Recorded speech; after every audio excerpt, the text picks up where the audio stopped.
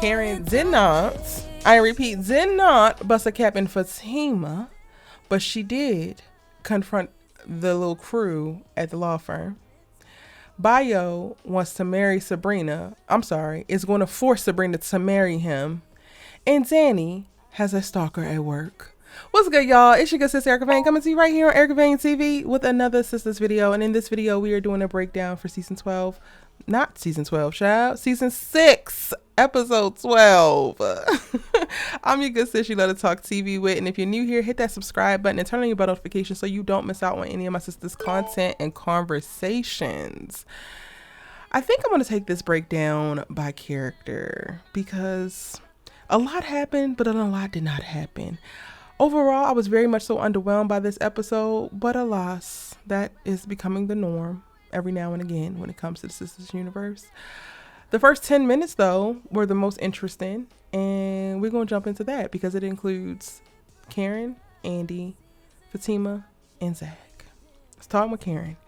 Karen is having some kind of outer body experience, a little hallucination, thinking that she actually made it all the way to the law firm and actually shot Fatima.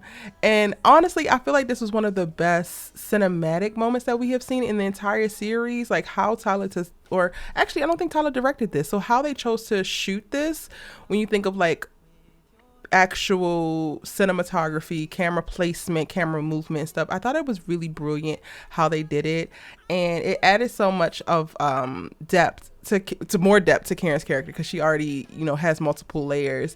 But the fact that she was able to arrive there and really fully imagine herself doing this, but then not actually doing it. So it's like you have enough sense to know not to do this, but deep down you're so frustrated, you're so torn, you're so irritated, you're so angry that it brings your mind to this point. I just thought, not that the act of it is good or dope, but how they were able to depict this on screen, I thought that was really, really, really, really dope. And again, it provided a lot more depth that we typically are exposed to within the course of this series and in this particular universe, right? So we jump in right where we left off at the mid-season hiatus in episode 11, and Karen is coming to. She did not actually shoot Fatima, but she is standing at the law firm. Andi standing beside her. What are you doing here? Fatima's talking about some Fatima what? And now the conversation ensues, or the confrontation ensues. And honestly, it's a whole bunch of mess. It's a whole bunch of bullshit. It's a whole bunch of nothing. If you missed it, I go live after every Sistas episode, new Sistas episode, right here on Erica Vane TV for our podcast and live after show, Our Sistas Keeper. And I co-host that with the amazing Allie Nick Official. So be sure to check that out after each episode. If you're looking for people to chat with, the chat is live and popping, and then we are on screen and we're talking about it and we're having a good old time after each new episode. And I really talk about how I felt about this whole moment. I feel like the whole thing was stupid. Everything involved was stupid. I know that Karen is in a very heightened space emotionally. She feels gaslit, she feels abandoned, she feels all of these things. And I've already said that to you guys in multiple videos, so you already know that's how I feel. This is just a visual manifestation of that. Her actions are continuing in line with communicating those feelings. I love that she pulled back. I love that she didn't actually shoot Fatima. So I don't really have no notes. I wasn't disappointed in Karen in this moment because I'm also thinking about, yes, Karen has done a bunch of bold things up until this point, but she's never just come over to the duplex and walked into their house. She's just never done that. Like, yes, she has tried to sleep with ZAC, and is that morally wrong when you know this person is in a relationship? Yes. But I feel like, and we talked about this on Our Sistas Keeper, there's certain actions that need equal and opposite, like apologies or counter actions. And Karen has not gone as far as what Fatima has gone as far to do. Like, I don't know. Well, everybody's different, right? But walking into someone's house unannounced and uninvited with aggression on your mind, it's bonkers. It's unfathomable. It's literally an attack. So no, I don't have no notes, and I don't feel a way about Karen coming up to this damn law firm and confronting Fatima. They've already done this whole thing. She's been up there before. And they got into an argument there. I was, though, in fact, disappointed in Fatima. And let me explain, because so many of y'all are going to jump in and be like, oh, of course you don't like Fatima. It's not that I don't like Fatima. It's just that I think that her character was positioned so much better at the start of the series, and we have now consistently watched the deterioration of this character and in most recent season at a very rapid pace. The Fatima that we are seeing on screen that is constantly having to sacrifice herself, what she wants, and her happiness to service this relationship that she's in with ZAC, or specifically just ZAC, without being met with equal effort and or action, I don't think it's okay. I don't agree with. I don't give a damn how great ZAC and Fatima look together. I don't give a damn how many times ZAC screams out that he just loves Fatima so much. Stop saying it and show it. Start making some sacrifices. Stop coming to me to fix every one of your problems. Like, I can be your backbone and your ride or die. Or actually, no, I can't be your backbone. I can be a support, but you have to physically rebuild your own backbone so that you can navigate as a whole person within the scope of your life and the drama that comes with it. It is not Fatima's job to manage and problem solve every single one of ZAC's problems on top of her problems. And with Fatima actively and almost gleefully assuming that responsibility pisses me off. It makes me frustrated with her. It makes me disappointed with her. Her coming through Karen's door, like, girl, what exactly is coming to this girl, woman to woman, going to fucking do? You already see that she's going to extreme measures. No, it's inappropriate for her to throw herself at ZAC and to want ZAC to come and sleep with her, knowing that he's in a relationship with you. Yes, that's completely immoral. It's completely inappropriate. But what exactly is you walking through her front door, uninvited, supposed to do? Not a damn thing but stroke your ego. And to me, Fatima is better than this. Like, even in the moment where they're talking, and like, I appreciate Allie so much on our Sistas Keeper, because I was like, you know what, I'm gonna go ahead and take Fatima's apology, and she's like, I'm not taking it because it was filled with deceit. And she's right. Fatima providing the reason why she came over there, saying that she had a plan and she just wanted to talk to Karen woman to woman. If you had a plan, you would not walk into somebody's door without knocking. Even if you would have knocked first and came in, that would have shifted the whole energy. Like, you made certain decisions well before Karen called you a B. So to sit here and say that you came over there with a plan to talk to her woman to woman, but you were too busy letting these bitches fly. She let the bitches fly when you decided to walk your goofy ass into her house. Like, into her house. Yes, you were dead wrong for doing it. No, you did not have a plan, but you sitting here trying to save goddamn face. And no, it is not okay. Point blank, period.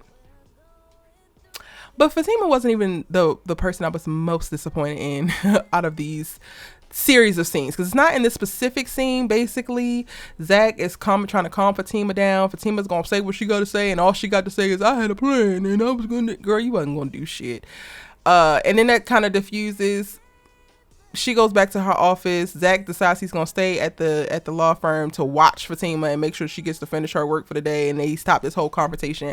And then they walk off, and then Karen is left with Andi, and Andi is the one who I'm most disappointed with out of this series of scenes, or in this particular moment, and specifically when Aaron and Pam come and Karen leaves, because I just don't like how classist and elitist Andi is.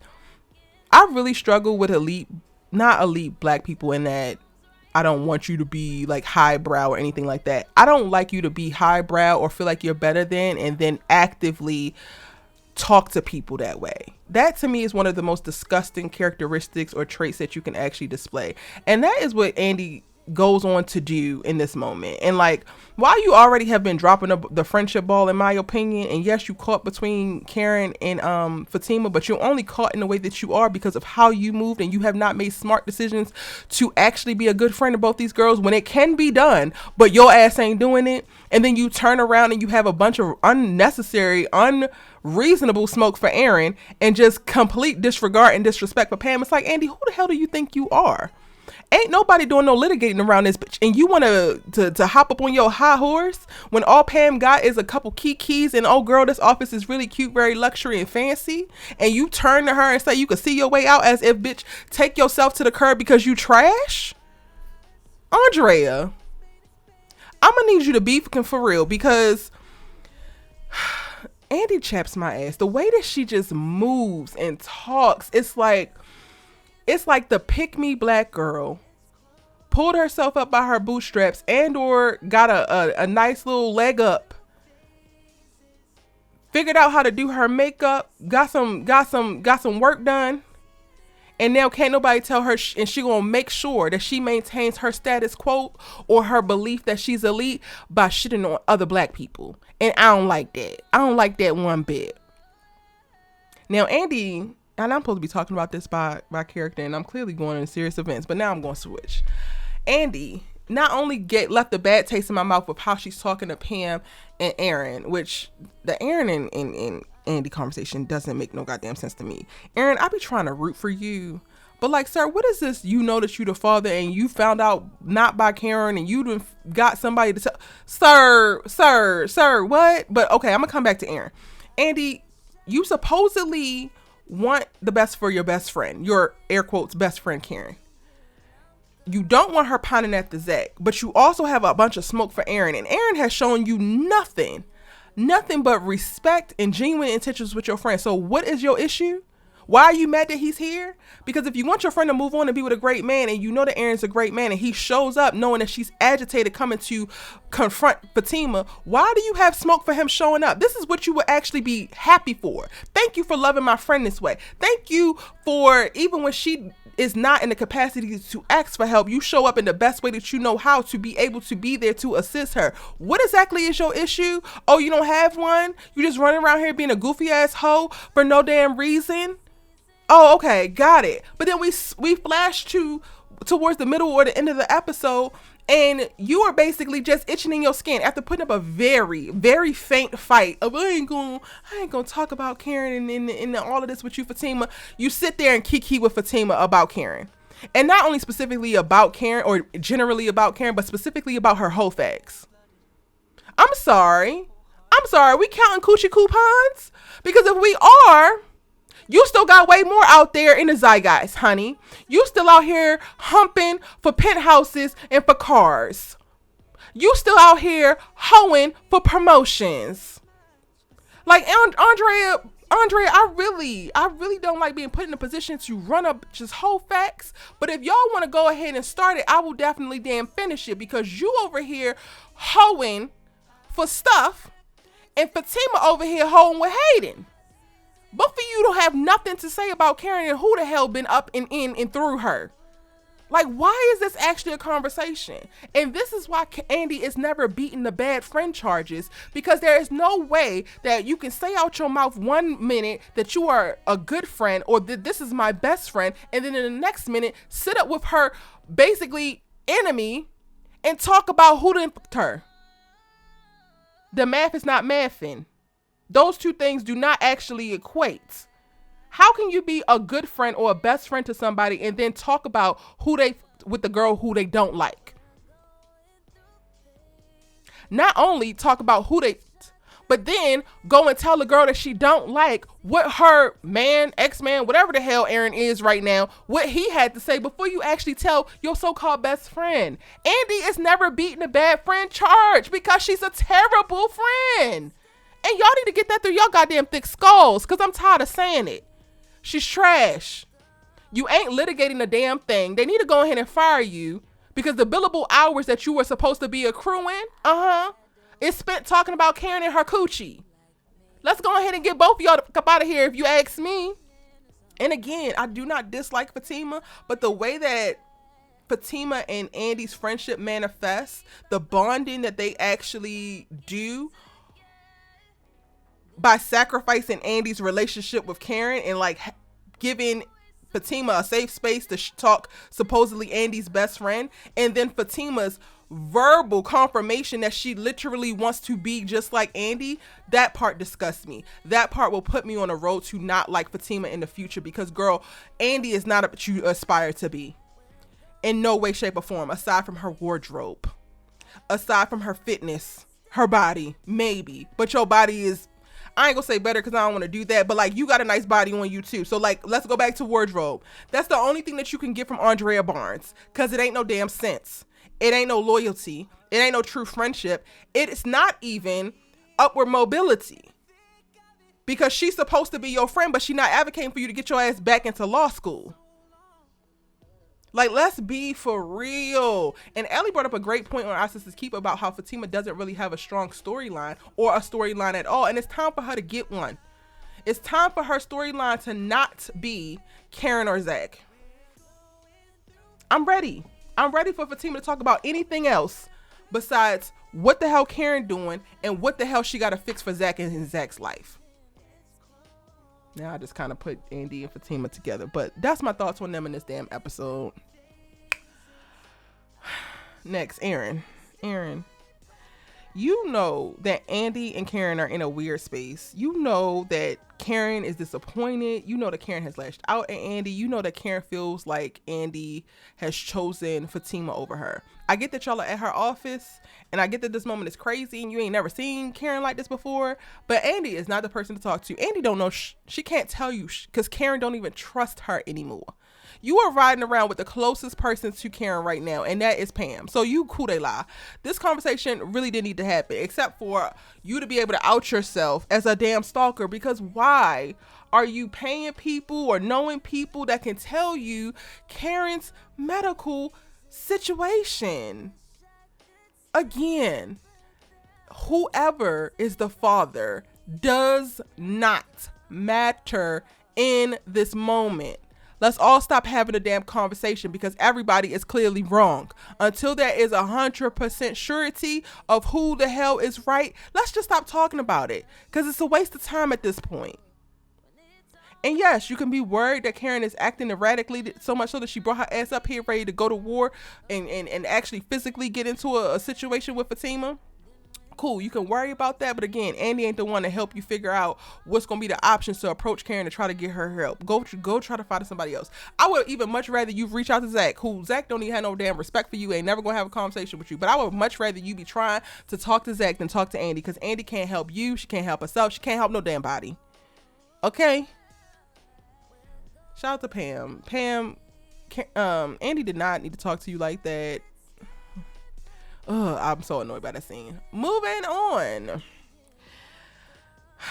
Daniella.